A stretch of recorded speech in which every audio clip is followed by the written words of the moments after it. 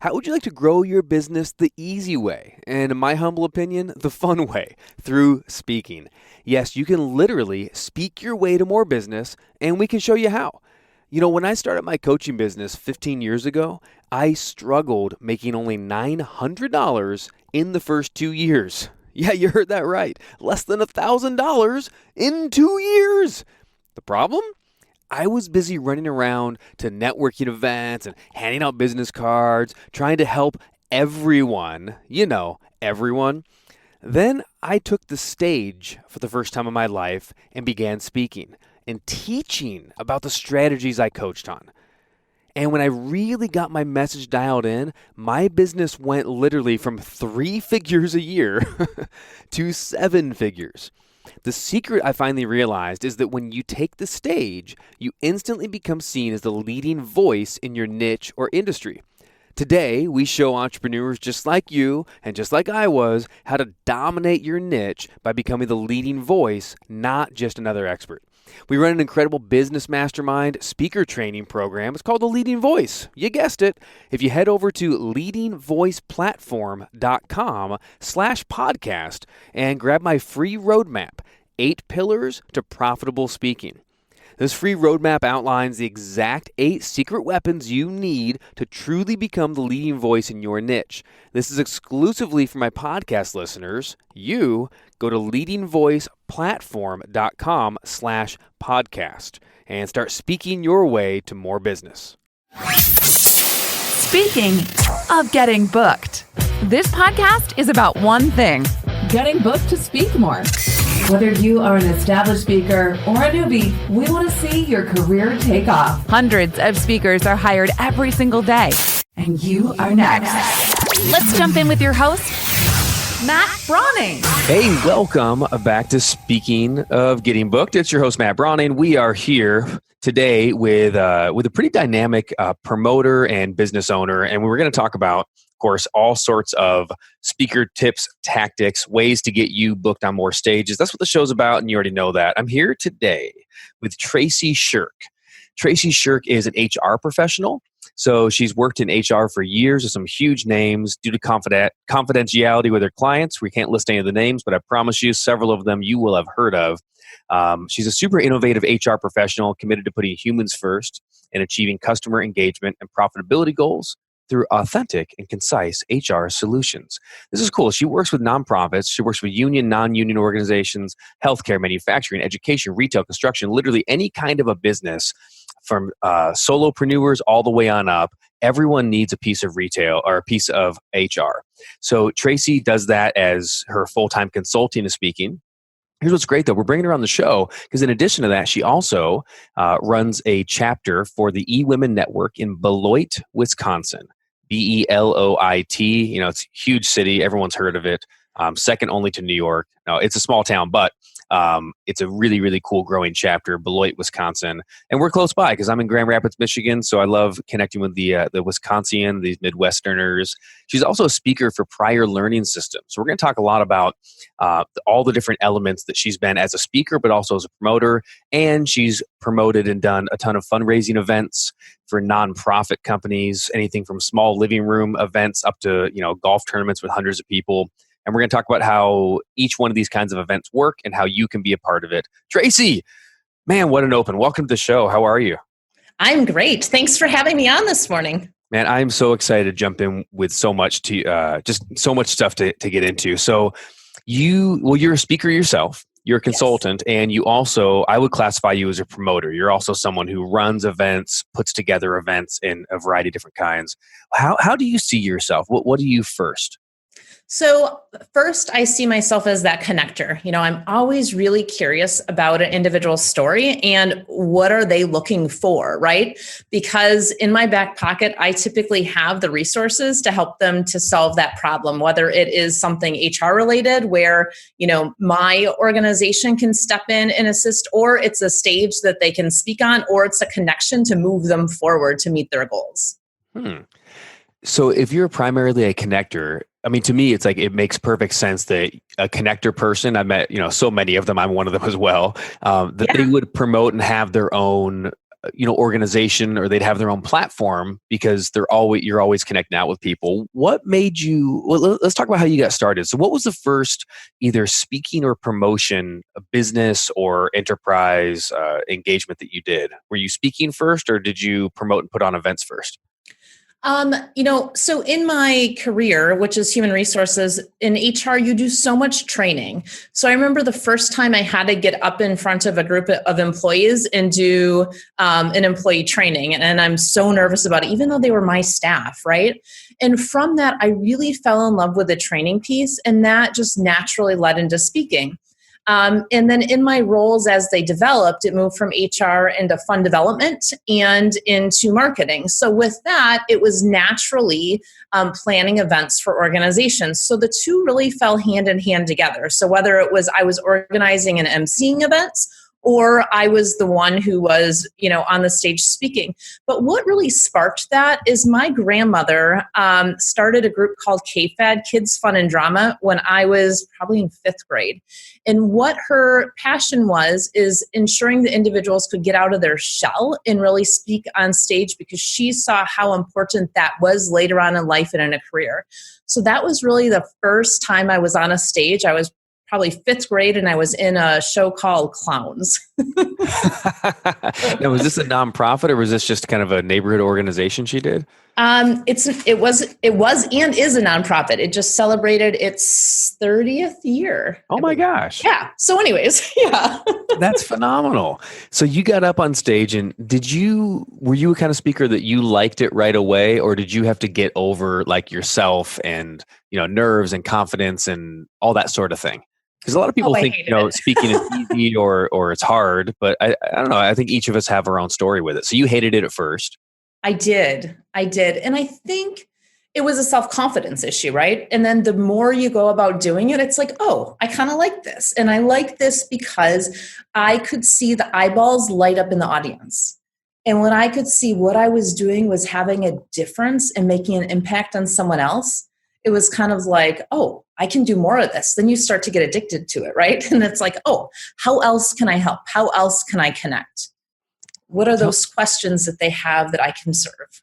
Yeah. And tell me a little bit about when you got into the nonprofit organizing. And I'd like to start really, jumping into, again, like you're listening to this right now. Our listeners are speakers, so you want to get booked on a stage more. So let's talk about the nonprofit sector. Let's just say I've spoken for a nonprofit. One of them is Project Management Institute, PMI, and they have local associations all over the place, and they have speaker budgets. So I got half my fee. It was, I guess I'll keep it confidential, but it was a significant fee still, like more than usually I'll get paid in other areas. But here's a nonprofit organization running a one-day seminar, and I got booked as the keynote. So nonprofits, whether the owner doesn't take the profit, but they do have budgets to put things on. What did you work with? Did you ever have a fundraising event that you did where you had a speaker budget?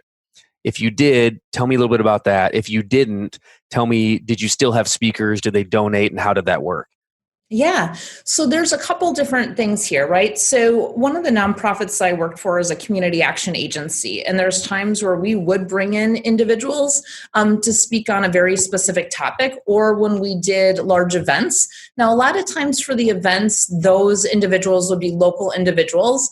And this is great because if you're looking to start getting booked on a stage, look in your local area first. What are the nonprofits? What are the events that they do every single year that fits into very specifically what you do? And then also, like, I speak with SHRM, Society for Human Resource Management. I've spoken both at the state level and at the local level with SHRM, and it's a really great way to start getting out there in your area of expertise. And some of those are paid, some of those are unpaid, depending upon how they're set up.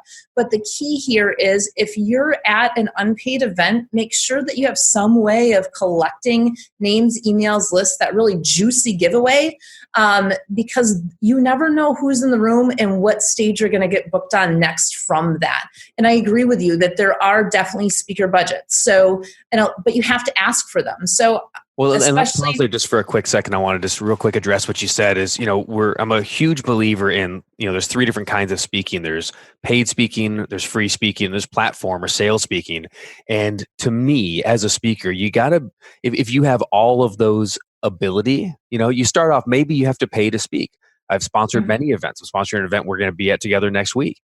And it's going to pay off because you pay a little bit, but you get the platform and you get to sell something or whatever it is, whether it's a split or et cetera.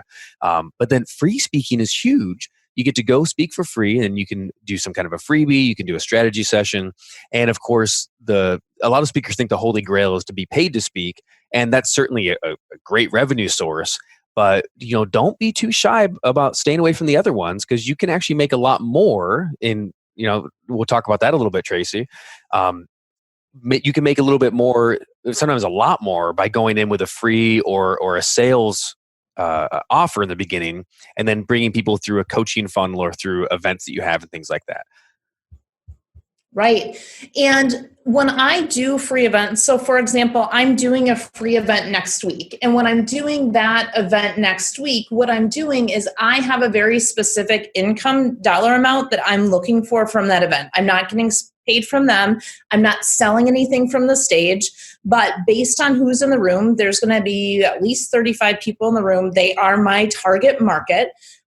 So I'm enrolling them with a very specific offer, which is I have a 4-part series that talks about HR, how to set your HR foundation. And that's my funnel that goes right into, my product, which are my foundation packages. And so, I am very specific about how I set up that talk with the problem throughout the whole day. I have the solution for, and I'm going to give them that juicy giveaway for that. So I think that that's something that's really key is that, hey, we're looking at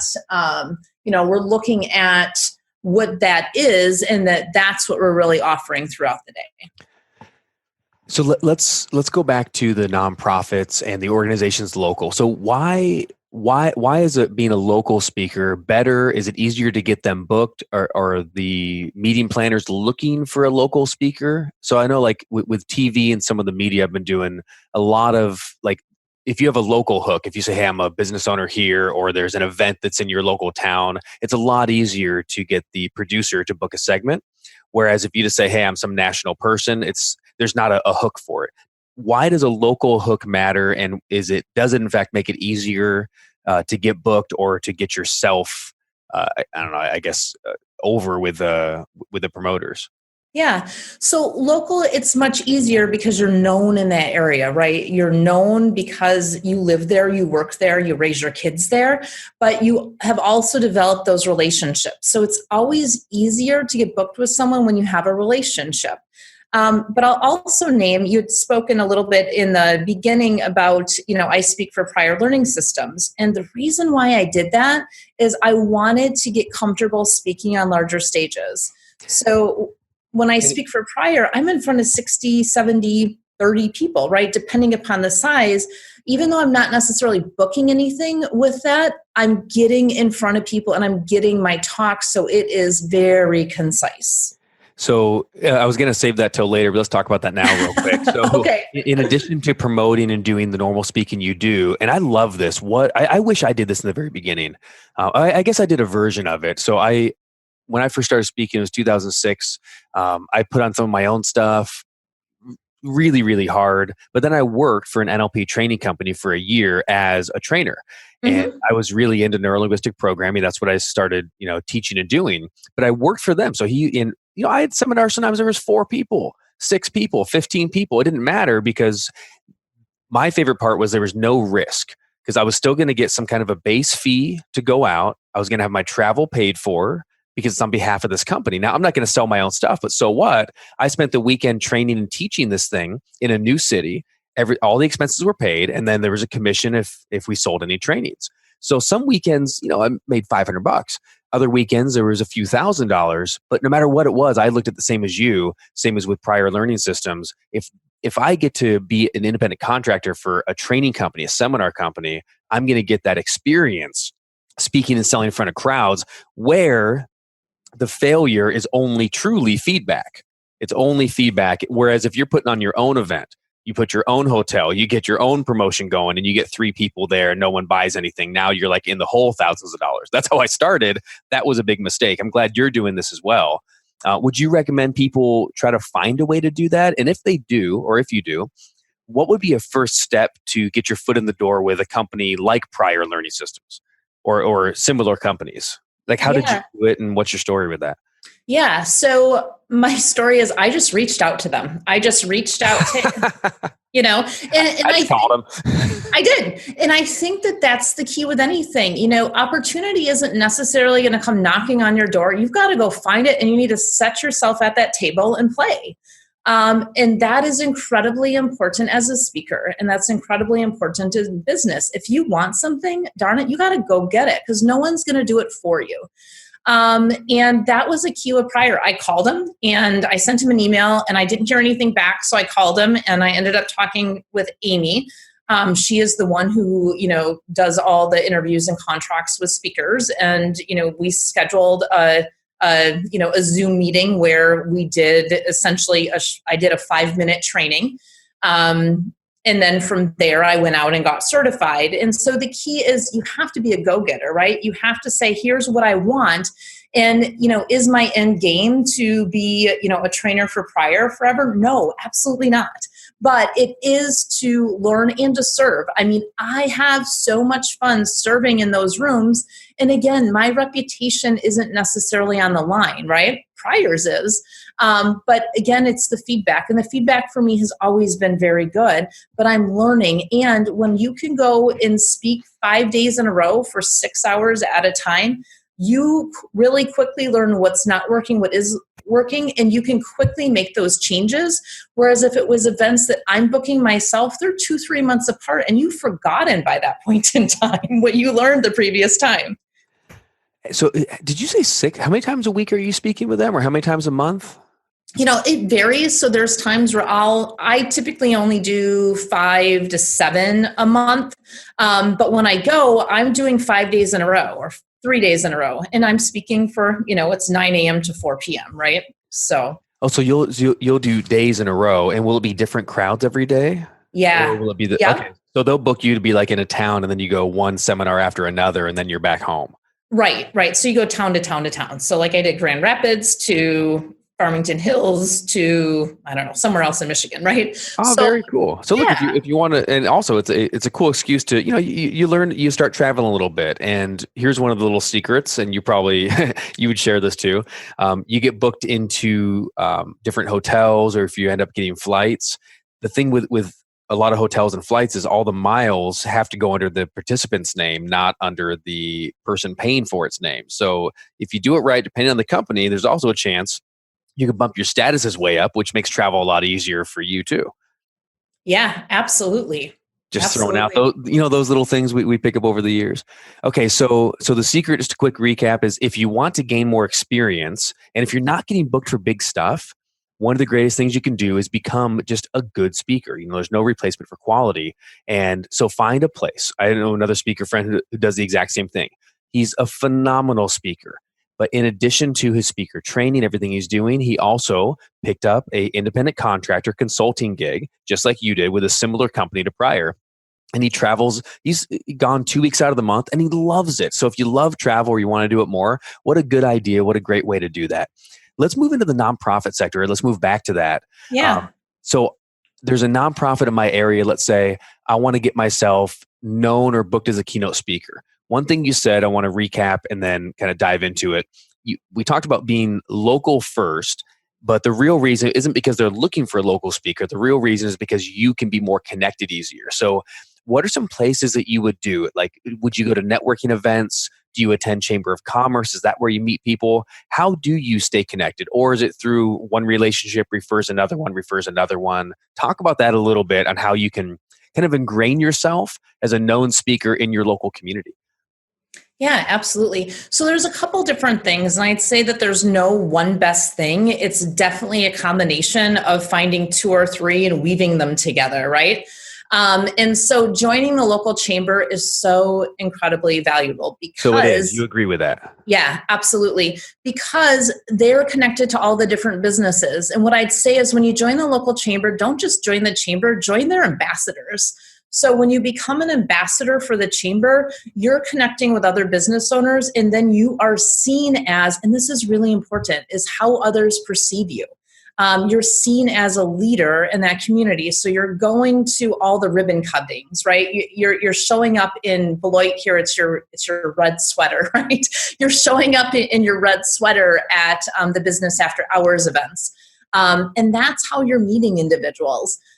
Because when you have a title associated with what you're doing, you're more likely to be introduced because then you become known. So the chambers, another is a great one. Find the association that's very specifically tied to your profession. So for me, it's Society for Human Resource Management. I've been on and off the board for over 10 years. And with now I've never even heard of the Society for Human Resource Management, but your whole career in your industry is HR.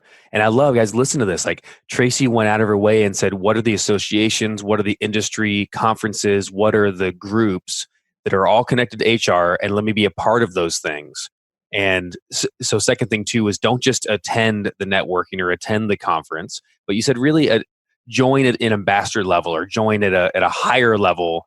Would you say volunteer, serve, really get involved with leadership in any way you can? And do you do that with all the associations, or sometimes you just join and be a part of it?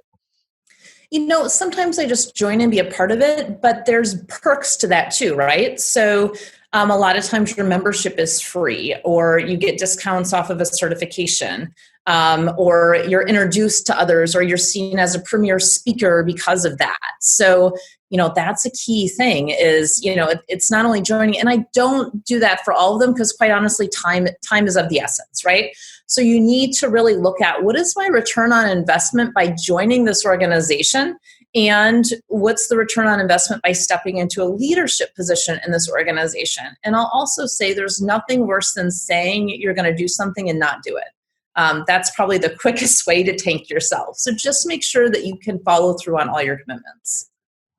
Sound advice. So when you were booking for a nonprofit and you're looking for a speaker, would you always go, like, what was your go-to? Would you always go to relationship referrals, your own network, and go, oh, I already know someone? Was there ever a time when someone would reach out to you, or someone got recommended to you that wasn't really, how do I say, it wasn't really a referral, like, hey, we're talking, we're building a relationship, and that happens. But, maybe your team, someone goes, oh, I ran across this speaker somewhere and you should see them. How else would you find out about a speaker to bring them in for a nonprofit event outside of just friends, network, and connections? Or was that always what you did? That's a part of it, but it's also, we would go out to our network and say, hey, have you seen anyone lately that fits this XYZ topic? Because when I'm booking speakers, I look at topic first, right? Who's the expert in this very specific area? And then I start looking at, okay, so we've got these 5 speakers based on topic. Great. Now I want to hear them, right? So one of the key things that I find so frustrating is I have to dig to find a speaker reel on an individual. So, having a speaker reel on your website or on a YouTube channel is gold. That speaker reel is going to help me very quickly identify if you are an individual to put on my stage. And I think that that's a key distinction between an only local speaker versus a speaker that's starting to get known, either in a specific area or across the country, is you have to have that speaker reel.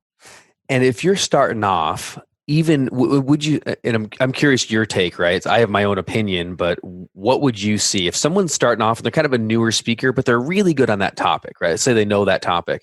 Mm-hmm. And like, I don't know, maybe you've only done 1 or 2 talks on that, but you're getting rolling. I don't have a speaker reel yet. I need to wait till I have a zillion clips. Even if you have a clip from a talk, you have a 10-minute clip, or you have a clip that maybe someone can, let's say you did the 30-minute talk somewhere and you get someone on Fiverr or a friend of yours to cut it down and make it into a 5-minute, fade in, fade out kind of a thing. Would that still be something that you can see as a speaker reel, or would you see limited experience as worse than no experience? Or would you put everything you can out there? What's your take on that, if that makes sense? I think it depends upon the stage you're trying to get on, right? So for a small local item, having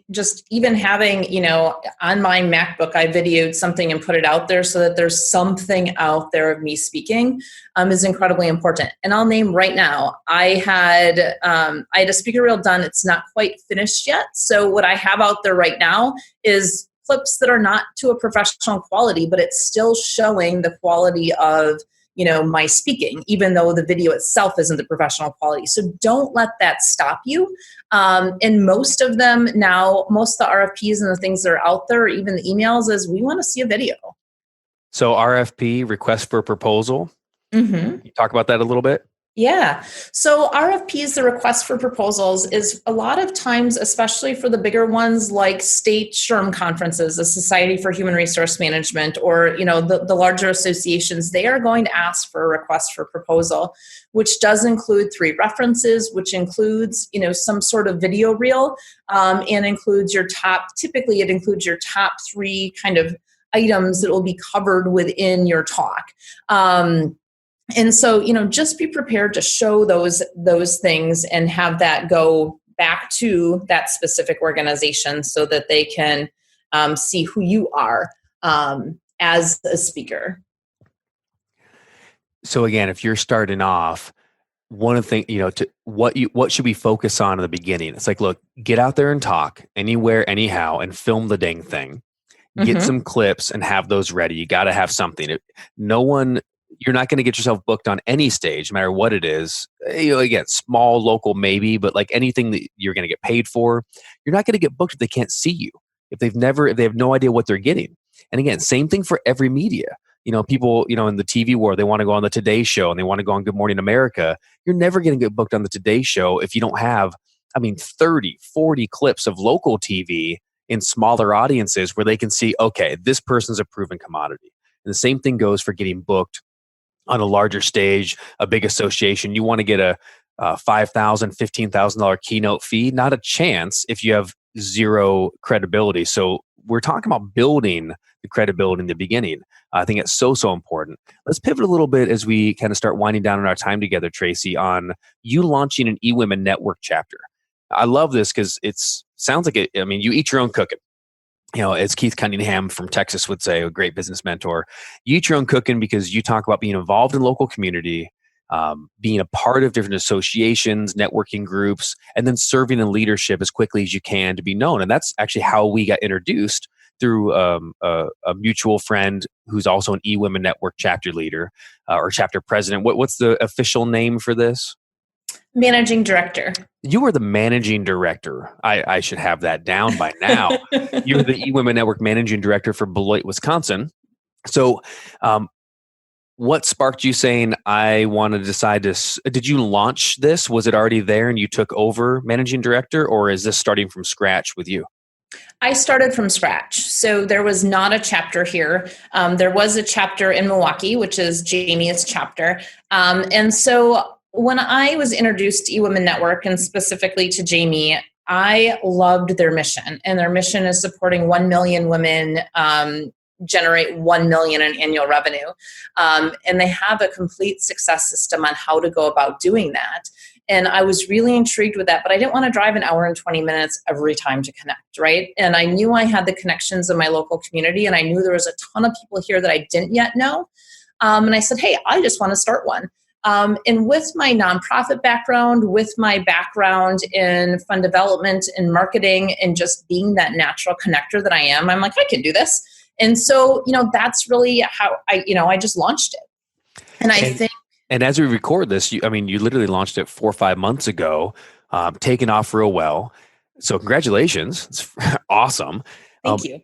Now, part of how eWomen Network, and we're over the course of the year on the podcast, we're going to have, a handful of managing directors from eWomen, and we have all different kinds of networking groups to, sort of to represent like, hey, here's how this organization works. And the idea is I want you, as you're listening to this, I want you to learn from Traci. If you want to get involved in eWomen, whether it's as a managing director or especially to get booked, how many times a year do you bring a speaker into because you do monthly chapter meetings? And I realize Correct. is there 1 or 2 months a year that you don't have one because of conferences and things? Or Actually, how many do you do a year? 12. You do 12 a year. Okay. And Yes. how many speakers do you have out a year? We have one speaker for every meeting. Okay. So there's no meetings that you have like an in-house thing or something like that going on. You always have a different speaker every month. So you have 12 speakers throughout the year. Correct. Okay. And are they always people that are in eWomen Network? Do you have like other people like that? Or are you looking for a speaker on a particular topic that your membership demographic is going to love and you're going to bring that person in? Tell me a little bit about how speaker selection works and who you're looking for.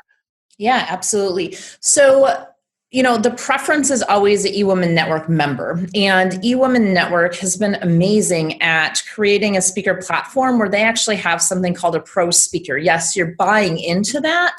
But to become a pro speaker, you're buying into it, but then you're also putting all your speaker profile, your key talks out on that eWomen Network pro speaker website. And then they're sharing that across the country. So as a managing director, that's one of the key things I go to is I go to that pro speaker network, and that's what I'm looking at. I'm also talking with other managing directors, and we rate the speakers that come into our chapters, right? Is that an official rating or is it an unofficial rating where you say, hey, he was kind of a 3? Yeah, it's really an unofficial rating, right? I mean, it's kind of for us. So there's not like a website where it's not like a Yelp review. No. Okay, good. Yeah, but the key here is you get 20 minutes. The goal is give first. I mean, that's one of the core values of eWomen Network is this give first. And so, the great speakers come in and they are giving. They're giving their best stuff in that 20 minutes.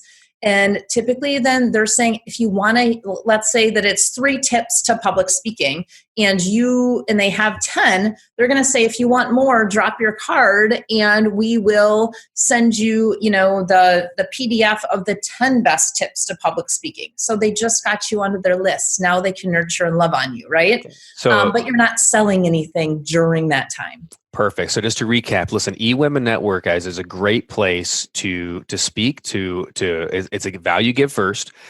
It's not a sponsorship place. So you're not generally at the chapters. You're not paying to speak. They also are not going to pay a speaker budget to have you speak. But again, if it's local and like I'm looking at, literally like here's our life right now, Traci. So you're in Beloit. That's 4 hours from me in Grand Rapids. There's Chicago, there's Grand Rapids, there's Detroit, I'm sure Ann Arbor. So there's places all around within an hour, 2 hour, 3 hour drive. There's a quick Southwest flight somewhere. There's Beloit. I'm going to be at Jamie's up in Milwaukee. There's also Madison. So just think about wherever you are in the United States or wherever you are in the world for that matter, think about your closest major city. There's probably a chapter of one, whether it's eWomen or something similar. There's many different organizations that are similar to this where they have a national presence in your country and then they have local chapters ran independently in a way, but they're all connected. So this is like a gold mine of relationship connection that you need to go after. Go after that first one first. It'll be so good. And as long as you need to have some kind of a back funnel. You need to have something that you can give value, give something for free, bring them into your list. And, one of my speaker trainer friends, she always talks about RV Robinson. I'll give a little shout out to RV in California. She's phenomenal. And she always talks about, listen, don't sell anything. Her mentality is don't sell anything for the first 5 years. Just build your list. Just get your experience. And there's definitely some credibility to that. Just build a list, connect with the people, and they'll begin to funnel through different programs, products, and services you have. Do you ever book anyone outside of the eWomen pro speaker like thing? Yeah, I do. And typically when I do that, I'm doing that for my own events. So I just held an event called Love Your Biz. And let's talk about that real quick. yeah, so I did an event called Love Your Biz. We will be doing another one next year because it was amazing. And that will be on February 18th in Beloit of 2020. But with that, I was very specifically looking for experts in specific areas to support solopreneurs or small business owners. This was unpaid, right? They actually paid to be there. And the participants paid or the speakers paid or both? Both. They both paid to be there. So you had some sponsorship speakers come in, they paid something for the exposure, and then they got a chance to speak, which is great. Correct. And you had paying participants. Correct. Do you find was that of better value for the speakers having the paid participants versus free? I'm sure I know the answer, but I'm just curious your take on that. Absolutely. And here's why. Because you're bringing quality individuals into the room. When it's free, typically people show up and they're not willing to invest. When you have a buy-in fee, so this was $97 for the participant to attend for the entire day. And it was lunch. It was at Ironworks Hotel in downtown Beloit, right on the river. So very high scale, right? So $97 to attend for the day. Those individuals bought, right? And what I did is I vetted who was coming into the room. So we were making sure that the individuals that were there as participants needed the things that the speakers, offered. And so, just the stories and the transactions that have already happened since then is amazing. I think every single person in that room walked away with one valuable connection and at least one, if not 3 or 4 leads. And that in and of itself is gold, because you look at what is the value of one new client. And you got to answer that question. If you know the value of one new client, in fact, that's a question that if you cannot answer that, my suggestion is do not pay for a stage, do not pay to sponsor an event until you know exactly what that answer is. Because then you can do your ROI, right? Your return on investment, and say, I know I can pay up to $100 per head. So if I had a room of 100 qualified people, I could pay $10,000 to sponsor that event because I know exactly the percentage return I'll receive back from there, right? It's at least a 5X in that case. And hopefully, if I do well, it's more like a 7 to 10X, but minimum will be 5, and that makes sense. Traci, final thought on that. I know we're coming to the twilight here and we got to get wrapped up and get you on with your day. Thank you for sharing everything so openly. This has been phenomenal. I'm going to write up some great show notes. Tell me any final kind of thoughts or advice for speakers out there. What's next for you? Yeah. So one final thought is don't be afraid to go after that impossible dream. So even if it seems impossible, break it down into what are the smaller steps to get on that big stage. Like one of my dreams is I want to speak at the National SHRM Conference. So I'm taking the little steps to get there. So always know that what are those little steps you can take to get to the big dreams and go after it. Well said. Follow your dream, just like Traci Scherck has done. And guys, you can follow Traci. Her name is spelled Scherck, Schерck. Lots of C's in there, but it's Traci Scherck, Schерck. And you can follow her at LinkedIn at Traci Scherck. Certainly for all of the HR and booking needs. She has at scherckconsulting.com. SCHERCK consulting.com.